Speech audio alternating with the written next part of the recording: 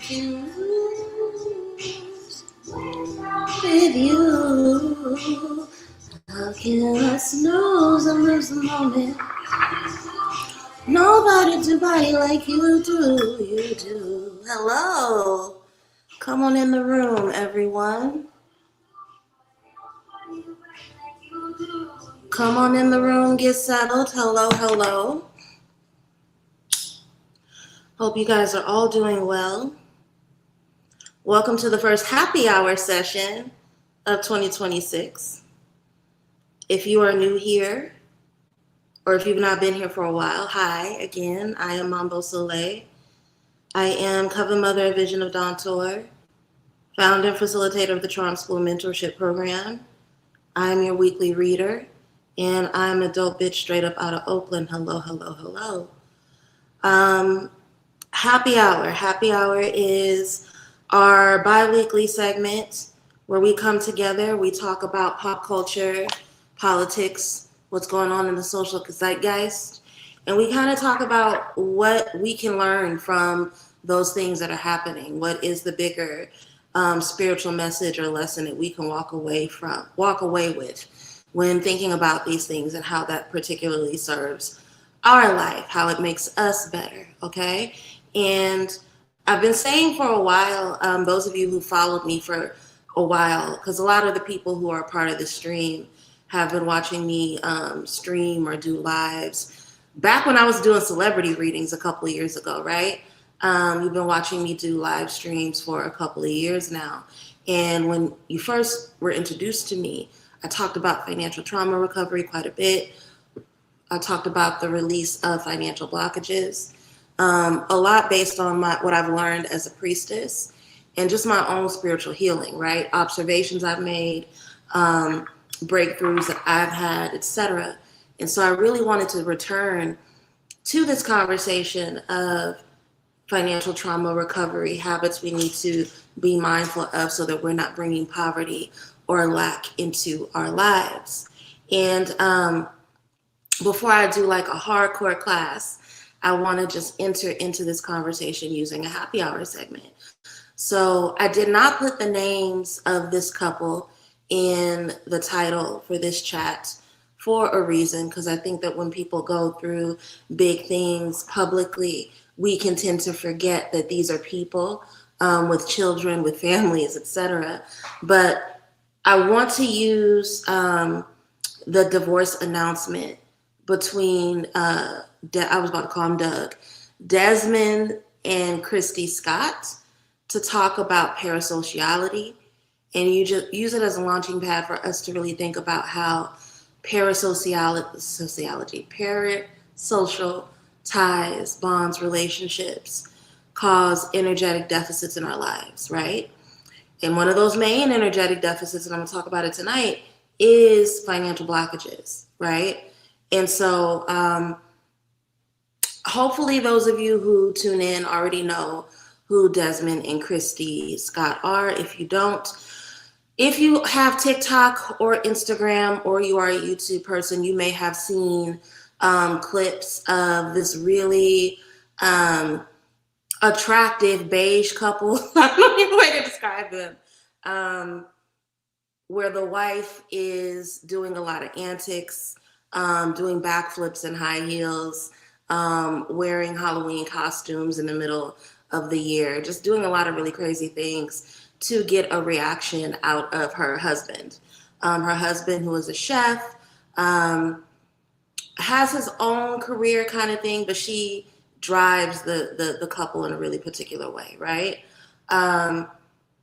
We've all seen them somewhere. I don't really keep up with them, but I'm very familiar with their content. Chrissy can dress her ass off. That's how I'm aware of her. I'm a handbag accessories girl, and she has like a really cute, kooky handbag collection that, in the words of Baby from Paris is Burning, if I had the dollars, I would definitely recreate, because I love a kooky specialty handbag. If you guys know me, if you've been around me in person, you guys probably know that one of my favorite and strangest purses is a Betsy Johnson purse that's literally in the shape of an oven, right? So that's how I found out about her, because I liked watching her clips of her going through her handbag collection and showing like a $3,000 fucking purse in the shape of a turkey and all kinds of weird things, right? I think she's really adorable. But they announced about a week ago at this point that she had filed for divorce. And there have been a lot of details coming out about why they filed, and also a lot of speculation around why they are divorcing. I don't want to get into the details that have been confirmed. I want to talk about the speculation. What I have watched in this past week is people make a lot of really unsavory, unkind,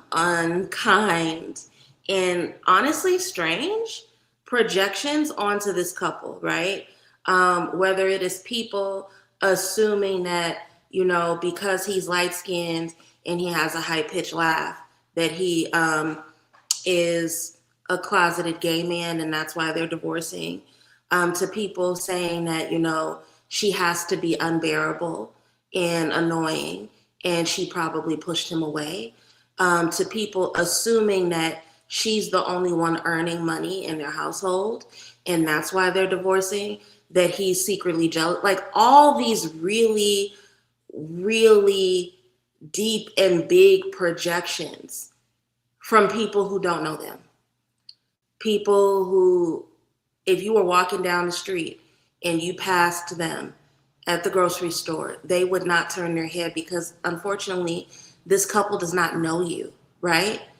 And I wanted to use this as an opportunity to talk about parasocial relationships because we have gotten way too comfortable as a culture with believing that we know people intimately just because of how much we watch them on TV, on social media, on TikTok, Facebook, Instagram, whatever your social media vice of choice is, right?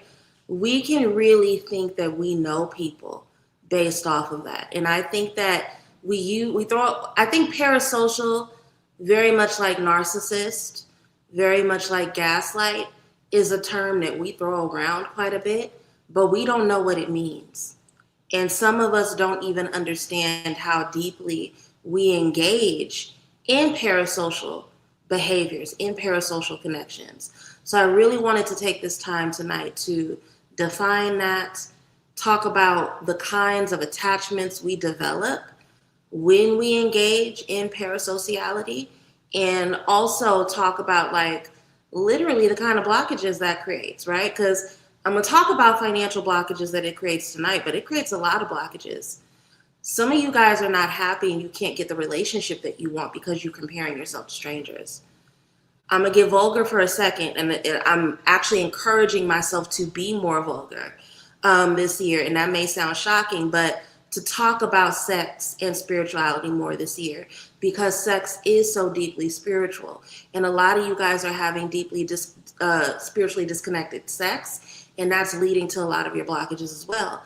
But let's go there. A lot of you guys are not coming. You're not having sex that transforms you because you are so deeply engaged in comparison with strangers. And it's not healthy. It's not helpful. A lot of the blockages you experience come from the fact that there's a deep refusal in many of us to actively disconnect and actively disengage from these one-sided relationships that we've developed in our minds, in our hearts, okay? So before I get into the conversation, let me just take a moment to even go ahead and define what a parasocial bond is for those who do not know. First, let me give some shout outs because I see a lot of familiar faces in the room. Hello, Bertal. Hello, Nicole. Hello, Tiffany. Hello, Chantel. Hello, KFS. Thank you all for joining. Those of you who are trickling into the room right now, if you want to take a moment to just say hello, introduce yourself in the chat, hit those scale emojis. If you've been here before, you know the drill. Hit the scales. They give me power. They give me energy. They let you know that you're on the same page with me, that you're in line with me. Hi, Sanidra. Good to see you as well.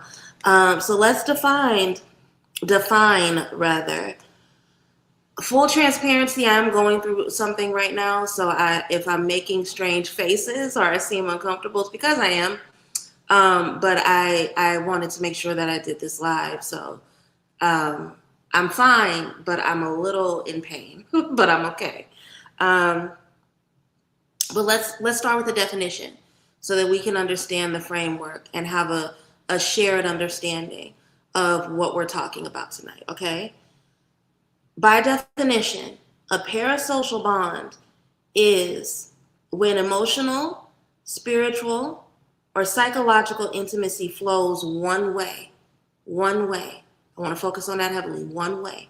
When it flows one way. Okay? A parasocial bond is when emotional, spiritual, or psychological intimacy flows one way, often without reciprocity or accountability. Okay? That is deeply important to understand. And that's why I'm harping on the fact that a lot of you guys don't know. Majority of you all don't know Desmond or Christy Scott. You have never met these people. You most likely will never meet these people. They do not know you. And before you start to say that really nasty capitalist phrase of, well, we put money in their pocket, we give them views. So, okay, that's great. That's a choice you make to view their content. That does not mean that they know you. It damn sure doesn't mean that they owe you anything. Okay? I've been seeing people say things like Desmond needs to tell us this and Christy needs to do. They don't know you. They owe you nothing. Okay? And that is one of the dangers of parasocial attachment is that we end up developing these entitlements, these enmeshments with and towards people who don't know us, who don't have a shared objective with us, and who owe us nothing, right? Parasocial relationships give the feeling of intimacy without mutual responsibility or connection, okay? When we watch someone's family, marriage, or lifestyle content, over time, and this is why I personally stopped remember a few months ago, I don't know, for those of you who've been around a while, you guys may have remembered that, around late fall, I said that I'm actively disengaging from any Black man, Black woman conversations on the internet. And I did that because I started to notice that I was taking on parasocial attachments. I was starting to have feelings and argue viewpoints that were not even part of my lived experience, okay? And I think that we can do that, whether it is in the context of watching family and marriage lifestyle, a lot of the soft girl wealth content, even in the spiritual space. Let's be real. We take on these attachments. We think we are entitled to information. We think that people owe us things when they absolutely don't. And that is deeply dangerous. But in the context of marriage and family lifestyle content, when we watch this stuff ad nauseum over and over again, it becomes a stand-in for the work we should be doing in our own relationships. It becomes a stand-in for our own dreams, right? So instead of having our own solid dreams and definitions of what we want for our romantic attachments, we start to covet and we start to want what we see other people have, right?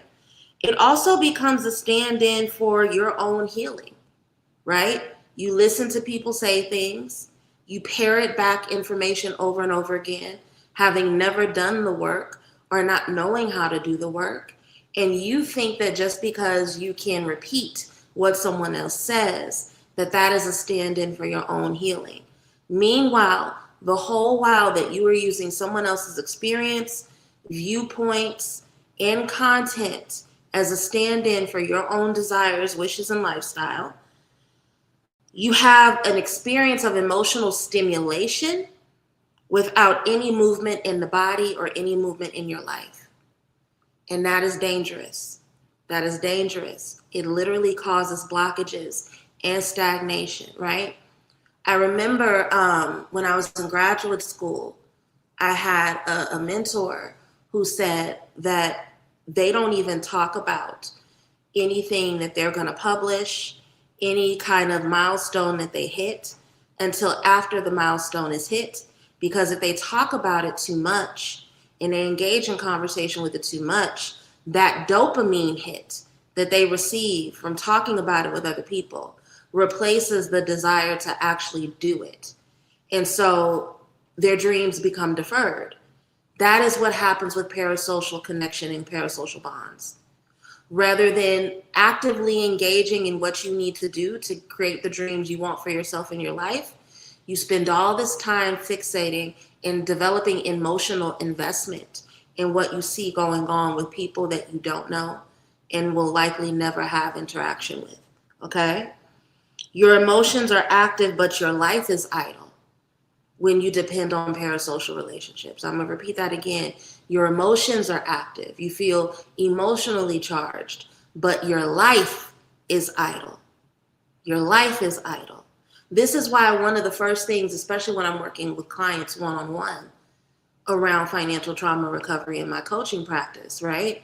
One of the first things I tell people to do, I give them social media fasts, right? And it, depending on the person, it can be anywhere from 7 days to 21 days to a month, right?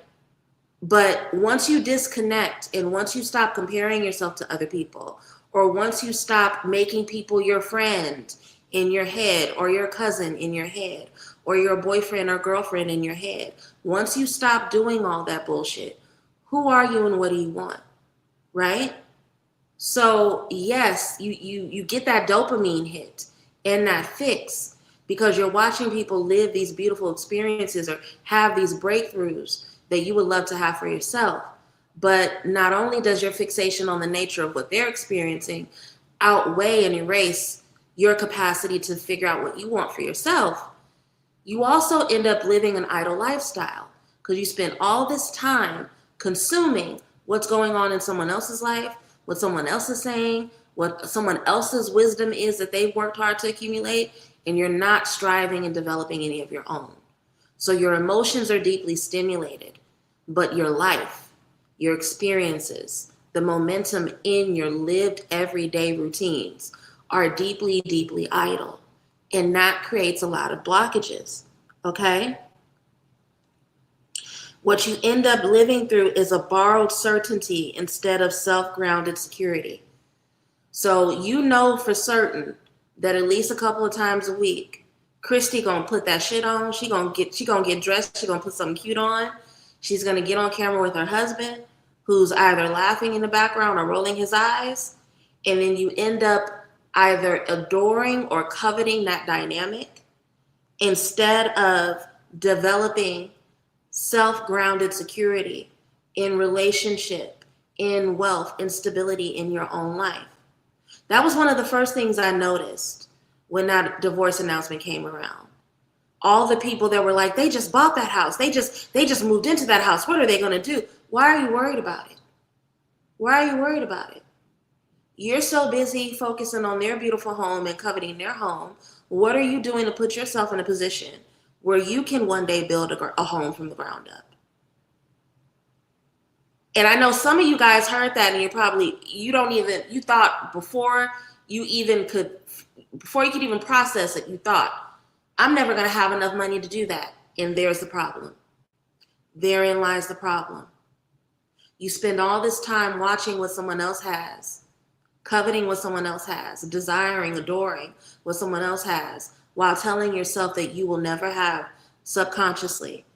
And then so you depend on that dopamine hit of watching them, of experiencing through them, instead of developing your own experiences in life and in the world, okay? When the symbols collapse in terms of parasocial dynamics, it leads to disorientation, it leads to grief, it leads to a sense of betrayal, and this reveals just how much emotional weight was placed on outside things themselves. And that's dangerous. That's very, very dangerous, okay? It's important to understand that, and this is why I'm talking about it this way. People get divorced every day. But just because people get divorced every day doesn't make it mean it's not painful. There's a reason why I did not put their name in the title of this video, and it's because they have a family, right? Not just their extended family that they come from, but they have 2 children that I believe are under the age of 10. I don't know if you guys understand this, but 10-year-olds have access to the internet. So imagine what it's doing to those children to watch strangers talk about and speculate over their father's sexuality. Imagine what it does to those children to watch people call their mother selfish and annoying and all these other things, right? We don't need to be engaged with that. So instead of allowing these people to have their lived experience, we're getting wrapped up in what their marriage is used for in terms of our personal self-soothing and avoidance and distraction. And if you are constantly avoidant and if you are constantly distracted, hell yeah, you have financial blockages. Hell yeah, you're not going to live the kind of prosperity, wealth, love, and connection you want in the world. Okay? Emotional investment without agency will create energetic blockages in your life. And again, we're focusing on money tonight, but it creates all kinds of blockages, right? When we're watching, commenting, debating, defending, and to a certain extent, grieving over someone else's life, the amount of grief I see people pouring out about this relationship is insane. And y'all don't know these people, right? But when we do this, when we defend, debate, and grieve someone else's life, it consumes a lot of emotional energy.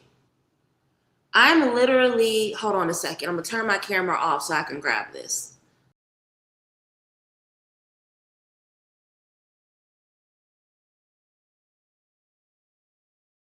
It's one of the many services I offer. And I'm rereading this book probably for like the 8th time in my life. Because there are certain points of the year where grief hits people collectively very heavy. And we live in a moment of grief right now with the violence going on, the political violence happening, right? But grief is deeply time consuming. And it is emotionally straining and draining. So imagine what you pour out in terms of energy when you are grieving someone else's situation, a situation that has nothing to do with you, right? But yeah, we drain ourselves deeply when we grieve situations that are not our business. It also offers no ability to influence outcomes. Okay, you think that because of this man's laugh, there's something going on with his sexuality. What does your opinion about that do in terms of the outcome? How's it going to change anything? Okay, you think it's weird that she pranks her husband all day, every day, and you find that annoying. Is it going to change anything? Does it change the outcome? No, it doesn't. We have no influence over these people's lives because, again, we don't know them. It is, again, parasocial bond, a one-sided obsession and connection, okay? Money, creativity, and momentum needs open circuits. It just needs it. Money likes movement. It likes to flow. It likes freedom, okay? And energetically, when we are hyperfixated on other people, that causes closed circuits in our life, okay? It causes closed circuits. When I talk about closed circuits, what do I mean? Closing of doors, closing of pathways, closing of opportunities we don't even think about, right? You say you want a new job and you spend more time on TikTok researching these people's divorce than you did putting in applications today. So did you create a pathway or an open door to you getting the job that you want? Or did you close off that opportunity by feeding all of that energy into something that has nothing to do with you, right? That's something to really ask yourself and to think about, okay? You can't prosper in spaces where you have no agency. I'm gonna repeat that again. You cannot prosper in a space where you have no agency. And this is a space where you've consented to not have agency. Again, I keep saying, these people don't know you. Desmond and Christy don't know you. So they have not taken away your agency. You gave it away by being way too invested in what's going on with them. And you cannot prosper. Money cannot flow. You cannot attract abundance where there are closed circuits and pathways. Okay? You cannot prosper in spaces where you do not have agency. Grief that does not belong to you will still cost you, and it will cost you immensely. Okay? That's why I know that a lot of what's going on in our world right now in terms of political warfare is also an act of spiritual warfare, right? All of this is meant to break us emotionally. That's another happy hour in the future. I want to stay on topic, right? But I really want us to remember that, especially with us having Neptune go into Aries at the end of the month. Oh God. Did y'all see that? Okay. My hair got stuck to the wall.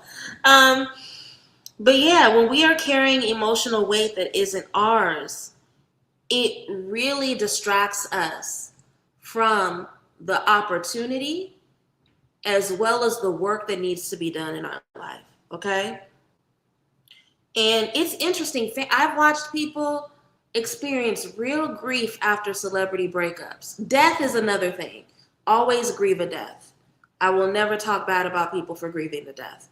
But when you are out here grieving these breakups and these relationships for people that you don't know, and you have no idea what's going on in their interpersonal lives, that's fucking crazy. And it takes up a lot of your energy. The body's not able to distinguish between personal and parasocial grief. I'm gonna repeat that again. The body, hello La Balin, hello Superstar. The body cannot distinguish between parasocial and personal relationships. The body is really intelligent, but when it comes down to what is real and concrete in your life and what is imagined, the body often doesn't know the difference, right? You guys know that I've taught about theater of the mind. I'm a huge Maxwell Maltz girl. And again, when I teach deeply on trauma recovery, I use a lot of his work, right? This is why affirmations work so strongly. And this is why manifestation is real. It takes the faith of a mustard seed, right? Think about the star card in tarot. What you believe in will become real over time. And so when you tell yourself that these pains and these obstacles, the people that you don't know, are real in your life, your body experiences that as a trauma that is personal to you, even though it ain't got shit to do with you. So I really want us to understand that the body cannot distinguish between personal and parasocial ties. That's why we have a responsibility to be careful about that, okay? And the grief we experience from parasocial ties and breakups lowers motivation. It narrows our focus. It creates emotional fatigue. And then because of that low motivation, emotional fatigue, and narrow focus, we become disengaged and detached from our real life responsibilities. We become so overwhelmed with the parasocial ties that we have that we can lose energy and motivation to take care of the things that actually propel us forward. That creates blockages. That creates deficits in our life, okay? Your nervous system will pay the price for parasocial relationships. I've experienced this in real time. I've been live streaming for a while. I used to be part of a spiritual environment. I'll just say that and leave it there. And I remember that there were so many times where I would go to events for that environment and people would come up to me with attitude and disgust over shit that they saw me say on a live stream, or upset and angry with me because I did a live stream and I didn't get to their question. I sent you $10 and you didn't even answer my question. Bitch, get out of my fucking face. First of all, hello. Would you like to meet me? But that's parasociality, right? People who are assuming that just because they've watched me and just because they have some sort of emotional tie or investment in this thing, that they can get buck with or be upset with or be disappointed with things that I don't even understand or remember or have no recollection of. I don't know you, right? And again, I'm no Desmond Christie or Christy Scott, right? I have less than 500 followers here on YouTube. These people have millions. But if I go through it with less than 500 people on YouTube, imagine what they go through with 16 million on Instagram and TikTok and everywhere else. It is insane to develop these deep attachments to people you've never met and allow them to dictate your actions in the world to the point where it restricts the amount of energy you give to yourself, your future, and your motivations. Yes, that creates financial blockages. It absolutely creates financial blockages, okay? Time, attention, and money flow where your identity lives. I'm gonna say that again. Time, attention, and money flows where your identity lives. Who you emotionally live through will shape your outcomes. Are you living vicariously through other people? If so, that's going to shape your lived experience. Or have you developed your identity for yourself? And are you fighting to create a world that reflects the identity and the understanding that you have of yourself? Repeated engagement with other people's lives will shape your identity very subtly, right? When you're saying things like, I'm invested, or I'm a supporter. I'm invested. Think about that language. I'm invested in what happens with this divorce. I'm not, thank God, knock on wood. But so I've heard so many people say that I'm invested in who gets the house. You're worried about who gets this house in the divorce. You don't own your own house. That is insane. Makes no sense, right? All of these things over time will compete with statements that will actually propel you forward. Like, I'm a builder. I'm creating my own destiny. I'm financially focused. Those are things you should be saying to yourself. Instead of, I support Christy or I support Desmond and I'm invested in this. Why are you literally investing? You're investing in other people when you should be investing in you. And then you worry and you wonder why your bank account is not where you want it to be. You wonder why things are drying up. You're wondering why you can't attract love and romance. I don't know if you know this, but there aren't a whole lot of grown-ass men that want to take you to dinner so that you can talk about what Desmond and Christy are going through. That doesn't exist in the world, okay? Collapse of the fantasy is a spiritual wake-up call. Disappointment is redirection, is not punishment. Public breakups expose the limits of projection, okay? They remind us that we never had the full story. It's going to remind us that we never had any control in other people's lives.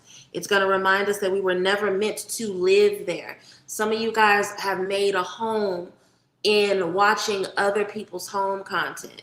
Another thing I have to check myself on, okay? I'm being transparent, right? I already told you guys about how I had to disconnect from that male-female argument dynamic that's always happening online, right? Where Black men and Black women are always at each other's throats because I was starting to inherit viewpoints and grievances that weren't even a part of my lived experience. As soothing as I found it, I had to stop watching refrigerator restock content on TikTok. I'm so embarrassed to admit that. But that used to be really soothing for me. Those videos of people like restocking the plastic containers of eggs and probiotic sodas and shit and washing their produce. That used to be really soothing for me. Until one day I got up and I opened my refrigerator and it was so disheveled. I was like, bitch, until you get your shit in order, you don't get to watch this stuff anymore, right? But I'm bringing that up and I'm sharing it, and I know it's a silly example, but I'm sharing it because how many of you guys are so invested in this relationship and you're not married? And I'm not saying that as a read, I'm not saying that to throw shade. I am asking you, seriously, how many of you all are overly invested in what these people are doing with their house and you don't own a home? If that's not a financial blockage, And if you can't hear that and understand that that's a financial blockage, I don't really know what to tell you, right? Disillusionment can be an initiation back to self. That tower moment, right? That actually is not tower, that hangman moment where we are forced to see the fullness of a situation and realize how much we did not know, right? That can really help us get back to ourselves. It can knock us into reality. And that's what I really hope. Where regardless of what happens with them and those children, I hope everybody's safe and loved, regardless of what they do at that house, regardless of who they choose to move on with in the future and how quickly or slowly they do it. I don't care about none of that. What I care about is that I hope that most people who have watched this have realized, damn, I spent all this time coveting, supporting, investing in a marriage that I didn't know shit about. So maybe I should focus on my marriage, because when was the last time I fucked my husband? When was the last time we went on a date? Maybe I should focus on my boyfriend or my girlfriend, because I would like them to marry me at some point. And part of the reason why I'm fixating on these other people and coveting what they have is because I don't know how to move forward what I want in my relationship. Or maybe I should figure out how to make somebody like me or find somebody that I like so that I can focus on that relationship, right? That's what I hope. I'm hoping that there's a collective disillusionment that makes people go inward and ask themselves, why? Why was I so invested in these other people's marriage? The fantasy breaking is not a loss. Hopefully it's a release, right? So let's get into the nitty gritty. I've talked about it a little bit, but let's talk about it really, really specifically now, okay? Parasocial engagement and financial stagnation. Emotional consumption will delay your material creation. Again, this is why when I do financial trauma recovery work with people, one of the first things I do is I give them a tailor-made fast, okay? Now, a lot of the times that fast will have social media included in it, but sometimes you may have to fast from sex. You may have to fast from alcohol. It's currently dry January. That's why I got my blood orange sparkling water right here. You guys are probably sick of hearing me talk about blood orange sparkling water, but it's the only thing that I know that I can replace for Prosecco right now, right? When we consume emotionally, especially with the intention for that consumption to help us detach, not to connect to ourselves or to someone else, right? When we engage in emotional consumption, that puts us in a position where we delay a lot of our material creation. So a lot of the things we really want to be concrete, grounded, and secure in our life, we forego through the distraction of consumption, okay? What am I talking about? I'm talking about when we doom scroll for relationship updates about a relationship that ain't got nothing to do with us. I'm talking about Desmond and Christy right now. We did the same shit with Cardi B and Offset. We did the same shit with years ago when it was Kanye and Kim. Every time there's a big breakup, we do this shit, right? And when we doom scroll for relationship updates, that is because social media is a form of consumption. I want us to understand that. If you guys did not attend that fasting class that I taught last year, I strongly encourage you to consider going to my website and purchasing it, okay? Social media is a form of consumption. Music is a form of consumption. All these things are consumption. So if you're spending all this time consuming updates about someone else's relationship, instead of healing your own heart wounds, your own attachment issues, and making sure that you have healthy relationships, that takes away from your ability to create what you want in your life materially and concretely, right? I've had to limit online dating shows. I've watched in my entire lifetime, I've watched maybe a quarter of an episode of Pop the Balloon. I can't. It's disgusting. Pop the Balloon made me remember why I deleted dating apps from my phone. Even though it's harder, and that was, again, going back to the false beliefs I picked up from consuming too much male-female conflict content, it's really, if you feel attractive and you are an open person energetically, it's really not that hard to meet people in public, right? I don't have a problem with it. People approach me a lot.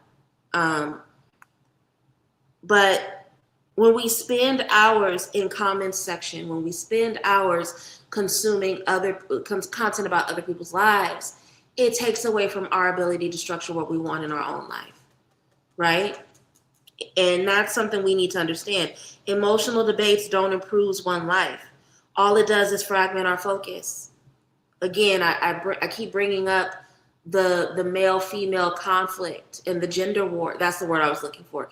The gender war shit, right? It fragments our focus.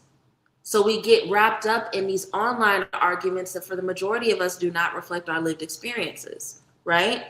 It also drains discipline, right? Because we just get so wrapped up in being right and finding the deepest hot take that we don't think about what is actually functional for our lives and discipline ourselves into doing it, right?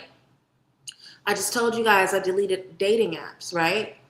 I'm seeing somebody right now, but before I made the decision to actively focus on this person, that meant that instead of relying on dating apps and relying on parasociality, even though I'm an introvert, I had to take my black ass outside, right?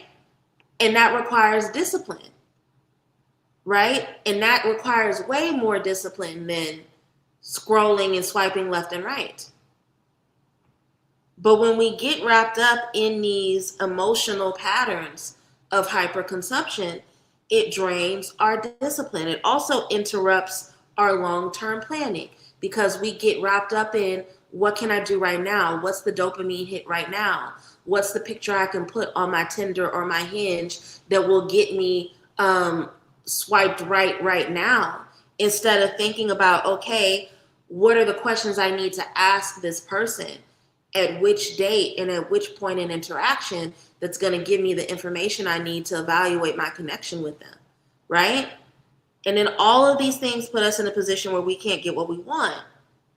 You cannot build a stable life while emotionally living someone else's life. And that is the danger of parasociality. That is the danger of parasocial bonds.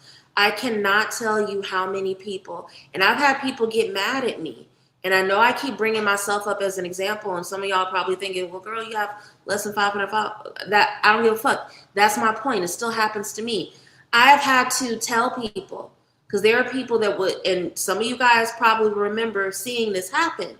There would be people that would come on these lives once a week, never gotten a reading from me, never received an in-person healing session, never attended a conference or a retreat that I was a part of or that I held, and they were calling me their godmother. And they were only calling me their godmother because they'd watched me come on the internet and say some things that resonated with them a few times. That is dangerous. Don't do that. That's not okay. You can't make claims and entitlements and connections to people that you have not developed and built. And I'm sorry, user Oaktown 357 is not my godchild. I can name my godchildren. I can tell you what their addresses are, right? Can tell you fucking what their birthdays are. Depending on their mood, I can tell y'all if their period about to come. Sorry, ladies, I pretty much don't want to know that part, right? I know when y'all start acting a certain way. Okay, we got about 3 days, right? But that's because I've developed relationships with these women in real time, in real life. Their babies talk to me. Their mothers speak to me. So no Oaktown 357 who watches 2 live streams a month, you are not my godchild. We have to stop doing that. We have to stop engaging in parasocial bonds as a shortcut to get what we see other people having. And we have to actually be disciplined about our lives and active in the participation of our lives so that we can get what we want, okay? And because that's how parasocial bonds create energetic blockages. It creates stagnation, it creates a dependency on dopamine hits, and it creates an entitlement that will never get you in alignment with the things you claim to want in your life. Okay?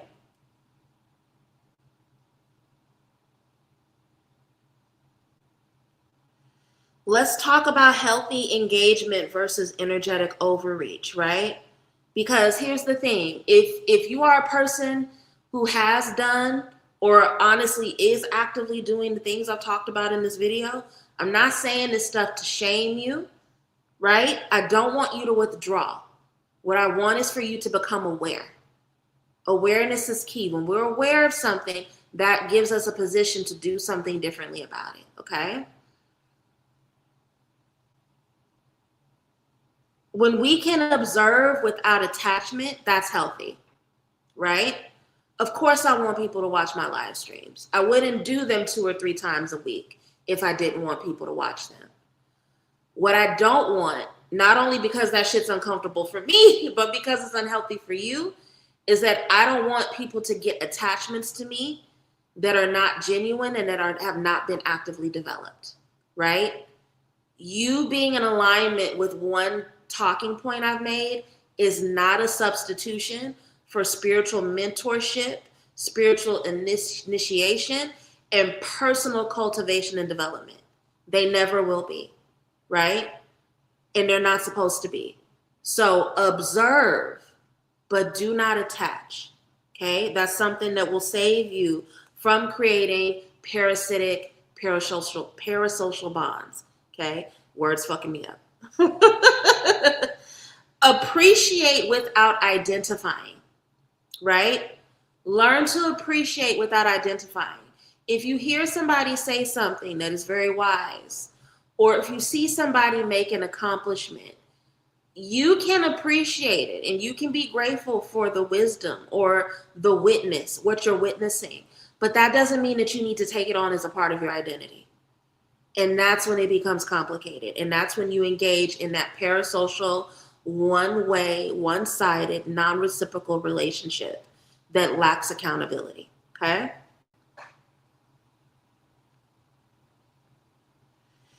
Make sure that you are setting yourself up to learn without projecting.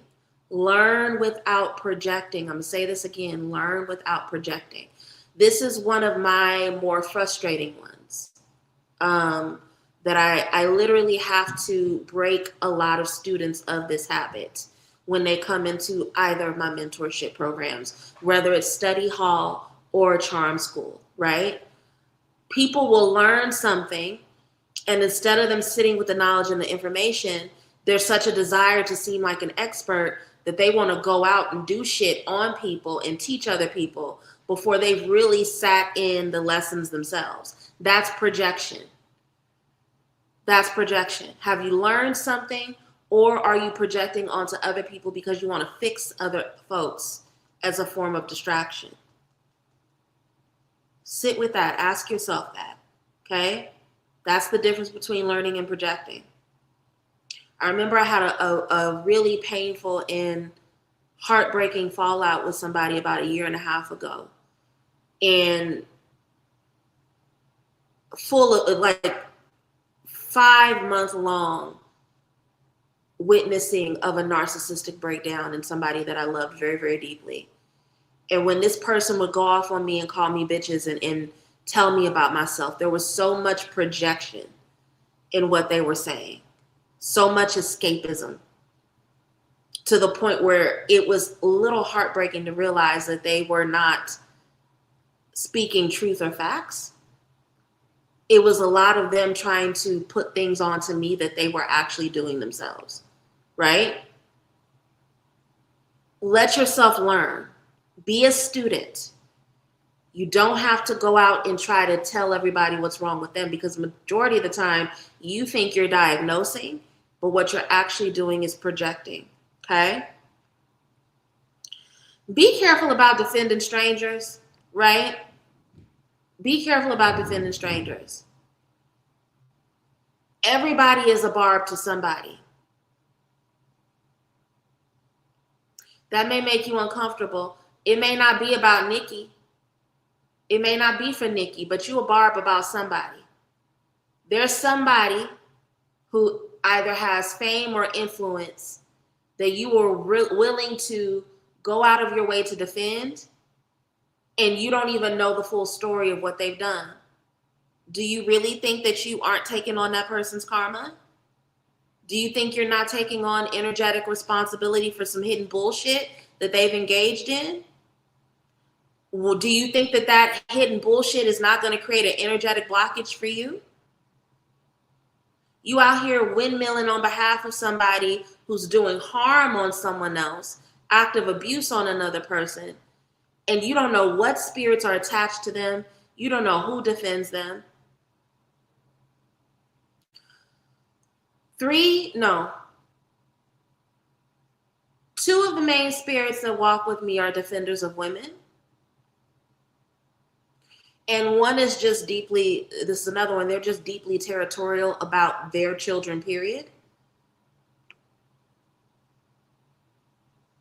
It kind of sucked to watch people get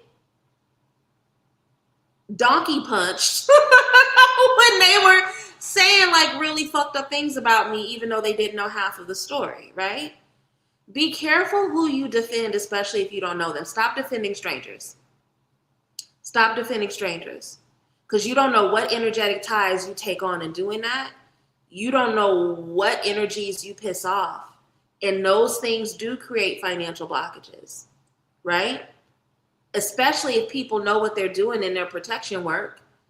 And a part of the protection work is designed to bring poverty to people that try them. Just consider things like that. Stop defending strangers. Stop putting yourselves in fights that ain't got shit to do with you. Okay? Stop internalizing outcomes that you didn't create. That's another thing. That's piggybacking off of the defending strangers. Let other people deal with the consequences of their actions. It is not your responsibility to internalize their consequences. It is not your responsibility to protect them from the consequences of life. And when you do that, you create what? Energetic blockages, many of which will be material and financial in your life. Stop it, okay? So I do have a few more points I want to say before I wrap up, but I do want to pose a question to you all. What does this have to do with your life right now? And be honest, right? I would love for you to be honest in the comments if you feel comfortable to. But if you don't, just be honest with yourself. Let it impact your journaling and your conversations with yourself and your spirit before you go to bed tonight. What does this have to do with your life right now? Have you found yourself defending strangers and taking on fights that have nothing to do with you? Have you found yourself getting invested in the quality of life or the type of life that other people are living, even though you don't know them? And if they were walking down the street, they would pass you without blinking. Ask yourself if these are things that are coming up for you. And if so, why are you allowing this to take precedent in your life right now? Okay, let's talk about returning to the energy of self. Let's talk about reclaiming attention as an act of self-respect. I forget her name, the congresswoman. I'm reclaiming my time. I'm reclaiming my time. I put that in my prayers. I put that phrasing in my prayers sometimes. What are you doing to reclaim your energy in spaces where you've let it leak away, right? Because attention is a currency. And that's why I spend so much time in the beginning of the stream talking about the currency of attention. So Maxine Waters, Queen Maxine Waters, amen. Reclaim your time. We're going to talk about reclaiming our time as we wrap this up, okay? Energy is a currency. Energy is a currency. It absolutely is. So if you are investing your energy into other people's bullshit and not investing your energy into yourself, what do you think is going to happen? You are going to feed other people's bullshit. That is literally what it means to siphon energy. So you're putting all of your energy, all of your care, all of your ashe into the outcome of something that you will never benefit from. This is why it's important to reclaim our energy. Attention is a currency. What you pay attention to will grow and get bigger. Okay? Emotional attention is especially expensive. How many of you guys have had instances where you've been on the phone with somebody and you may actually really love and fuck with that person, but you've noticed that every time you get off the phone with them, you feel tired as hell. You want to crawl back into bed. You feel like you got to drink a cup of coffee. You may even want to cry a little bit because of how tired you are, right? That's a sign. That's a sign. Our energy is very, very expensive. When we reclaim our energy, it allows us to think more clearly. It gives us better financial decisions. It also creates stronger boundaries in our personal relationships, right? I mentioned the friendship that I had to let go of 1.5 years ago.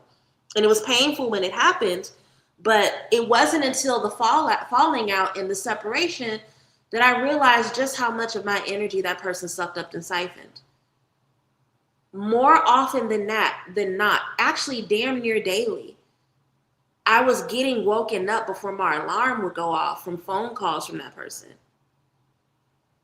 My man don't even call me that much. And it's not like it was positive phone calls. It was always a fire to be put out, or gossip about somebody else's business, or a fake download about something that I should or shouldn't be doing, right? And then when I didn't have that in my life, and my sleep improved, and my mood improved, and I was able to think more productively, and I was able to get back to my crafting, I didn't even realize that my energy was being drained so much that I wasn't able to put out products. This is why we have to think about things. Protect your energy, protect your attention. Your attention is a currency. If people want to lie to you and tell you that your attention ain't worth shit, see how they respond when you take that shit away from them. It's fucking valuable. I promise you it is. And they wouldn't be trying to drain it if it didn't have a value to it. Okay? To close, I just want us to talk about what it means in order for us to have our lives change. When someone else's life change, it's not an invitation to collapse with them. It's an invitation to return to our own lives. Okay? It's an invitation to return to our own lives. Yes, energy vampires. Here's the thing I had to learn. A narcissist doesn't know that they're a narcissist. And the more you try to tell them that they are, the more that they're going to fight you. An energy vampire does not know that they're an energy vampire. And the more you try to explain that to them, the more that they're going to fight you. I had a client that literally just would not, like repeatedly, not show up to their appointments, to the point where I would have to reschedule them 4 and 5 times. And then when I put my foot down about it, they played victim and act like I was abusing them somehow. And they never stopped to think, okay, what kind of drain does that put on Mambo when she literally sits there and waits for a reading that never happens? What does that do to her schedule when she has to reschedule me over and over again? And it takes away her time from her other clients, right? But again, energy vampire, selfishness, childishness. People who are that way, they're never going to change, and they're never going to hear it until they have some sort of personal motivation to do it themselves, right? Why am I bringing this up? It's not your responsibility to make them change. Unless they are literally paying you for coaching services, or unless you are their literal therapist, it is not your obligation to try to get them to see where they're coming from. Because if you do, they will make you the villain. And all that is another form of energy leakage and distraction that you do not need in your life. If they need you to be a villain, let that shit happen in private on their own time. Don't let them steal your time to do it. Okay? But I really want us to think about that. I really want us to think, what will shift in our lives if we stop taking on the attachments of other people? If we stop coveting? If we stop hyperfixating on other people?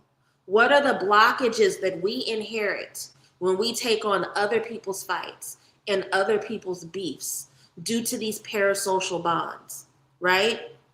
What do we pick fights with that may be fucking us up energetically when we decide we hate somebody because of a parasocial attachment that we've developed?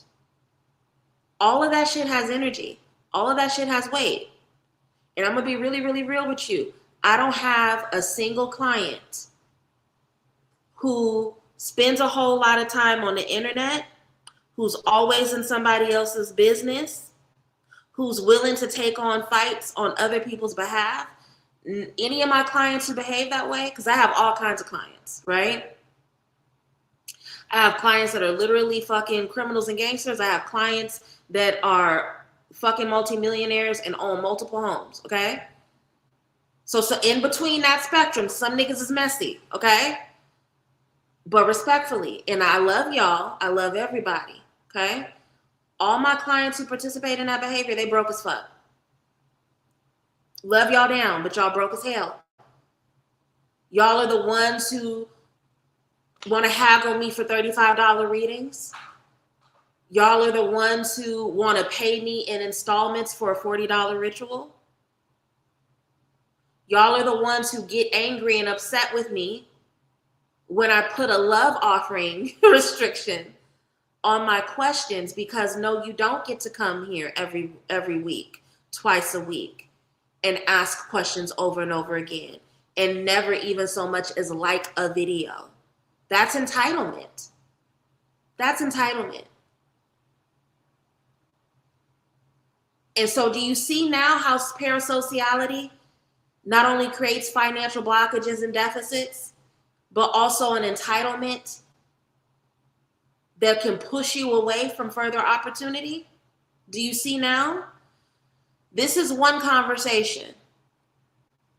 I don't want to be on here all night. We've already been on here for a whole hour straight. Me talking for an hour straight is a lot for me. Y'all, I think y'all forget that I am actually an introvert. Like, I'm good at this, and I can articulate, and I can be charming when I make myself. I'm a Taurus with a Leo rising. This is all my Leo rising on this camera right now, but I'm actually an introvert, right? And I've already been talking on this subject for an hour. So we will revisit this topic of parasocial bonds and how they create financial blockages, because I've only scratched the surface tonight. But with what we have talked about tonight, I really, really want to strongly encourage you all, before you sit around and complain about how much money you need and what you don't have and why things aren't flowing, pay attention to what you are attached to. Pay attention to what you give your attention to, because there's probably some energetic leakages there that are feeding those blockages in your life. And that's why money's not flowing the way you want it to, okay? As with every happy hour, I do have a 3-card spread that I want to offer to the community. And so again, we're talking about energetic blockages. We're talking about what it means to reclaim our time, right? So I am offering the Reclaiming Energy spread. This is a 3-card spread that will highlight the areas where there's an energy leak in your life and give you wisdom around what you need to do in order to reclaim your energy, okay? Before anybody gets mad, I've been doing this for almost a month now. So if you would like this reading, if you would like a Reclaiming My Energy reading, go ahead and send your 1111 to my Cash App or my PayPal. Love y'all down, but I will not be doing any readings on this live for free. We just talked about entitlement. We just talked about energy leakages, right? And so for me, recovering people pleaser, I would love if I had the energy and if it wouldn't make me sick. I would love to get on here and read for everybody for 2 hours straight for free. But then when I'm tired and I have a headache, then what happens then, right? So in order for me to not just be somebody that preaches some shit, somebody who also practices it, right? This is how we have to move forward. So if you would like a Reclaiming Your Energy reading, go ahead and send your love offering, and I'm happy to do your reading for you. In the meantime, I'm going to give updates about things that I'm working on while people go ahead and submit their offerings. If you want a reading, submit your offering and then put it in the comment section that you sent the offering, and then I'll read for you, okay? I want to catch up on the comments. I also want to talk about things I'm working on, and then I'll do readings for people if anybody wants one. We are exactly 1 month away from Valentine's Day. So from now until February 14th, all love and romance readings and services on my website are at a discounted price. No discount code needed, okay? So my erotic power sessions, right, which helps you understand if you have any sexual or erotic blockages that need to be removed and gives you prescription around how to do that. Those have gone from $125 to $85. It will be $85 until February 4th. Love and romance readings, same thing, from $125 to $85 until February 14th. Any class having to do with love, romance, charm, and glamour is marked down between $22 and $44 on the website as well.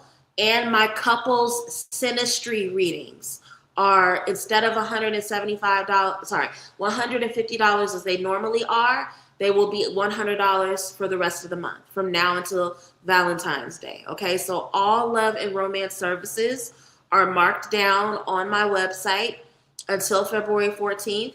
If you know that you've wanted a synastry reading between you and your partner, now's a great time to get them. $100 is a steal.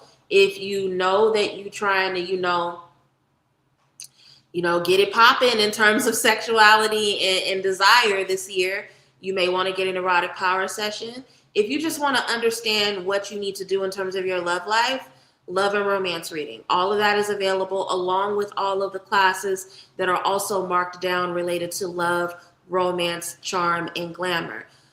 2026 forecast readings are still available, okay? They are still available, but they will not be available after February 7th. So if you know you want a 2026 forecast reading and you've been saying, I'm going to book it later, later is here, baby. Later is here. We are in mid-January. That means that there are only 3 weeks left to book your 2026 forecast reading, okay? So get on top of that if that is something that you want. Rich Spirit Prosperity Ritual will be taking place February 16th through the 19th. The deadline to sign up is February 13th, okay? I am thinking about, in this vein of energetic blockages, cord cutting, and clearing, I am thinking about doing some sort of group activation for cord cutting, okay? I'm not certain about it. It's a download that I received earlier today.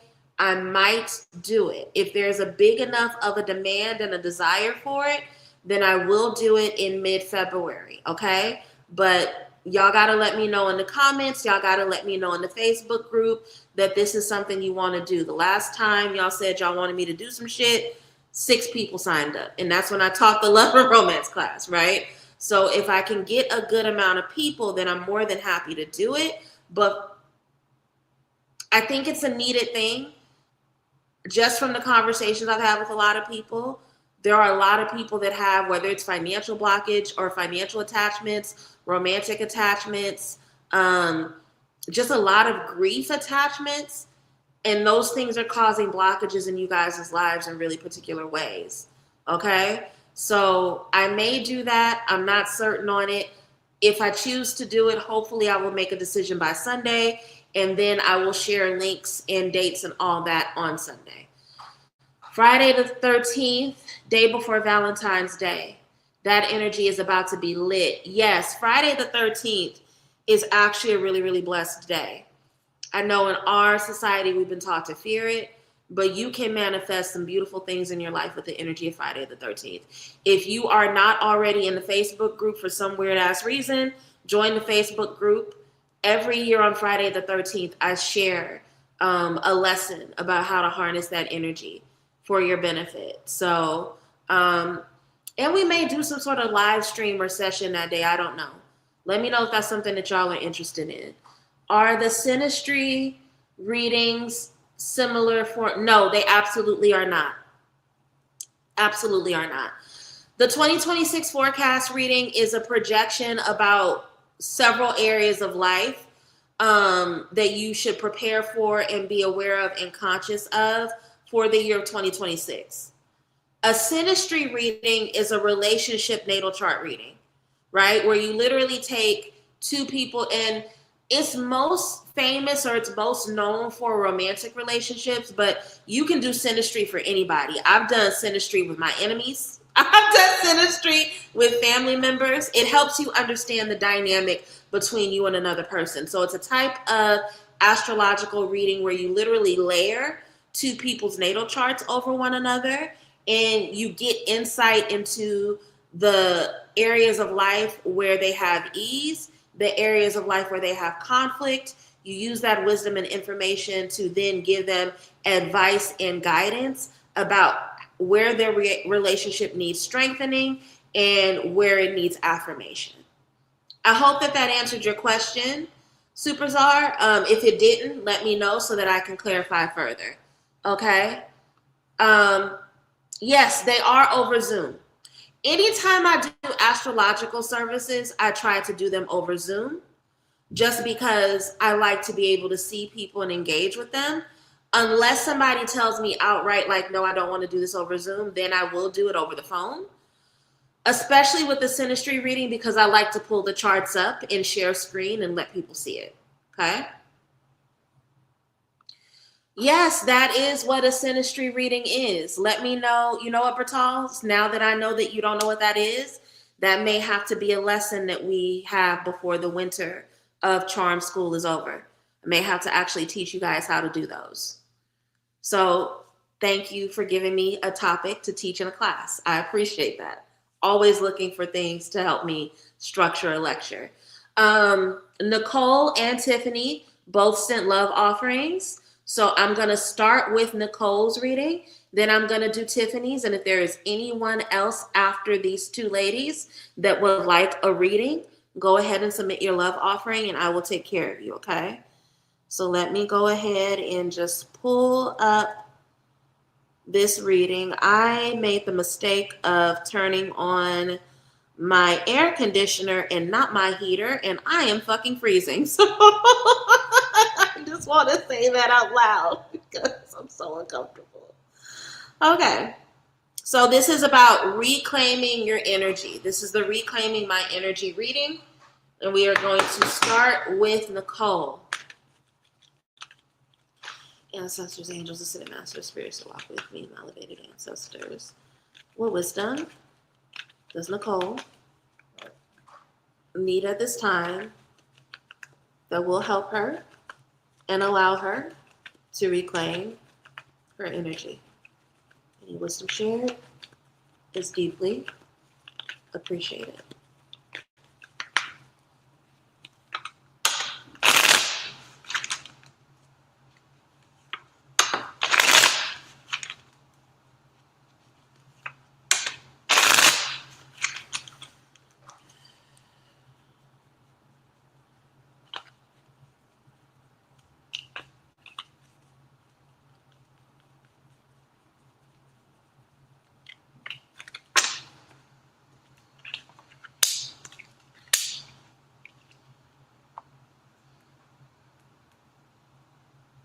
Okay. In a position of where your energy is misplaced, which is focusing on where you are emotionally invested in something that has no real influence on your life, when the people around you experience a tower moment, you internalize it. You blame yourself, right? You blame yourself for other people's failures. You also blame yourself for the difficulty that other people have in terms of their life lessons, right? Tower is very much a card about space being cleared, right? In terms of people clinging to an unstable foundation. And so there's lessons that come with the tower, even though it may be a painful or an overwhelming energy. You don't like to see other people hurt. And even though these are life lessons that they need to live through, you internalize it and you make yourself responsible for it, right? So that's a way that you can be giving away your energy In the position of the investment or what this particular investment is costing you, the part of life where you are being stalled, weakened, or neglected because of this hyper focus, it literally is stealing your joy. It steals your joy. So instead of you being excited and in the spirit of initiation and very much tapped into life in your own personal pleasure, because you internalize other people's failures, it literally steals your joy. You don't get to be jovial. You don't get to be youthful. You don't get to be explorative because you're too busy carrying the weight and the blame of other people's stuff. Okay? In the position of how to return your energy to yourself, the action or mindset that helps you reclaim your power and redirect your focus, you got to start listening to your spirits. You got to start listening to your spirits. You have to answer this higher calling that your ancestors have been telling you to mind your own business for months now. Love you down. But they have been telling you, mind your business, be selfish, focus on you, focus more on pleasure. So if you can just answer this call, then this will help you return back to your energy. This will help you be able to live in that energy of joy that you are losing by inheriting or taking on other people's stuff. Okay? Let me know if that resonated with you, Nicole. Let me know if that resonated. We will do we will do Tiffany now. And if there's anyone else after Tiffany that would like a Reclaiming My Energy reading, go ahead and send your love offering. And then just put the word sent in the chat so that I can put you in the queue after Tiffany. Okay? Let's see. Let me scroll back up to Tiffany. Just because y'all know my memory sucks, so I like to highlight people as I'm reading for them because I will call y'all by the wrong name. I don't even have children. I'm turning into my mother more and more every day. The way that I will call somebody the wrong name while looking dead in their face it's ancestral. I inherited from my mother. She probably inherited from her mother. Ancestors, angels, ascended masters, spirits to walk with me.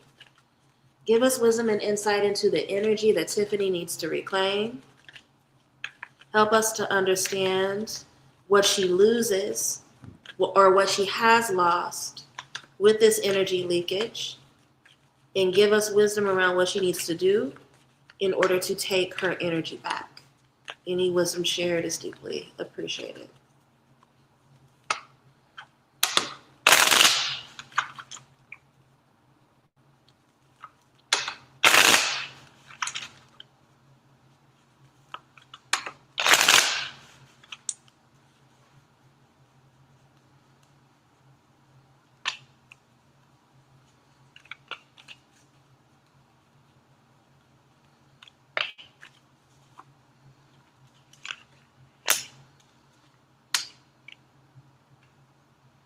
I'm gonna switch decks because you literally just got all the cards that Nicole had, and I think that's because this deck is tired, not because of synchronicity. So I'm gonna switch. Ancestors, angels, ascended masters, spirits to walk with me. What wisdom does Tiffany need about reclaiming her energy? What is the ways in which she allows her energy to escape from her? What does it cost her? How does she reclaim it? Any wisdom shared is deeply appreciated. If there is anyone else after Tiffany that would like a reading, go ahead and submit your love offering now, and then put the word sent in the comments section, and I will do a card pull for you after her, okay?